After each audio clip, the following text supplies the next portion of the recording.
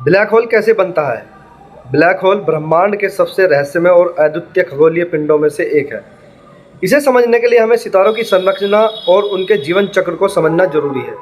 यह स्थान अंतरिक्ष और समय के ऐसे क्षेत्रों को दर्शाता है जहां गुरुत्वाकर्षण इतनी ताकतवर होती है कि प्रकाश भी वहां से निकल नहीं सकता। आइए जानते हैं ब्लैक होल के निर्माण के बारे में विस्तार से। नंबर 1, तारों का जन्म और जीवन चक्र। हर ब्लैक होल का एक तारे से ही जन्म होता है। एक तारा हाइड्रोजन और हीलियम जैसी गैसों का विशाल समूह होता है जो गुरुत्वाकर्षण की ताकत से बंधा रहता है। तारे के भीतर उच्च तापमान और दबाव के कारण नाभिकीय संलयन की प्रक्रिया होती है जिससे ऊर्जा पैदा होती है। यह ऊर्जा तारे को स्थिर बनाए रखती है जिससे गुरुत्वाकर्षण का संतुलन बना रहता है। नंबर 2, तारे का अंत और सुपरनोवा विस्फोट। जब तारे के केंद्र में हाइड्रोजन समाप्त हो जाती है तो नाभिकीय संलयन की प्रक्रिया धीमी पड़ जाती है। गुरुत्वाकर्षण के कारण तारा अपने ही केंद्र की ओर गिरने लगता है। यदि तारा बहुत बड़ा होता है तो उसका अंत सुपरनोवा विस्फोट के द्वारा ही होता है। इस विस्फोट के बाद तारे का बाहरी हिस्सा अंतरिक्ष में फैल जाता है और इसका केंद्र अत्यधिक घना और छोटा हो जाता है। नंबर 3, न्यूट्रॉन स्टार या ब्लैक होल का निर्माण।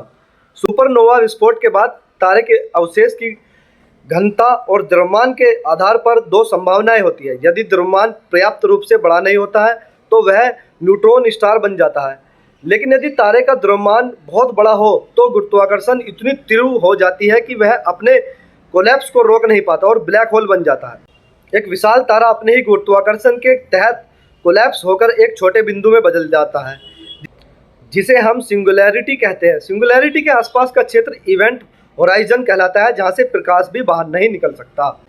नंबर 4, ब्लैक होल की संरचना। ब्लैक होल में मुख्यतः दो भाग होते हैं। सिंगुलैरिटी, यह वह बिंदु है जहां पर संपूर्ण द्रव्यमान संकुचित होकर एक छोटे बिंदु में बदल जाता है। यहाँ पर घनत्व अनंत हो जाता है और सामान्य भौतिकी के नियम विफल हो जाते हैं। इवेंट होराइजन, इसे होराइजन ऑफ नो रिटर्न भी कहते हैं क्योंकि यहाँ से कोई भी वस्तु चाहे वह प्रकाश ही क्यों ना हो वापस नहीं आ सकती।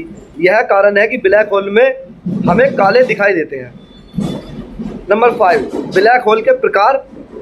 ब्लैक होल मुख्यतः 3 प्रकार के होते हैं। स्टेलर मास ब्लैक होल, ये छोटे ब्लैक होल होते हैं और एक विशाल तारे के कोलैप्स होने के बाद ही बनते हैं। सुपरमेसिव ब्लैक होल, ये आकाशगंगाओं के केंद्र में पाए जाते हैं और इनके द्रव्यमान लाखों करोड़ों सूर्य के बराबर हो सकते हैं।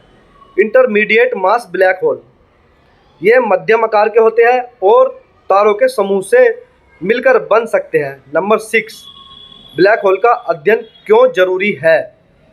ब्लैक होल को समझना हमें ब्रह्मांड के मूल सिद्धांतों को समझने में मदद करता है। इनके गुरुत्वाकर्षण क्षेत्र समय के प्रभाव को भी प्रभावित करते हैं। आइंस्टीन का सापेक्षता का सिद्धांत ब्लैक होल के गुण धर्मों की व्याख्या करने में महत्वपूर्ण भूमिका निभाता है। निष्कर्ष, ब्लैक होल ब्रह्मांड के सबसे अद्भुत और भव्य पिंडों में से एक है। इनके बारे में जानने से हमें हमारे अस्तित्व और ब्रह्मांड की जटिलता को समझने में मदद मिलती है।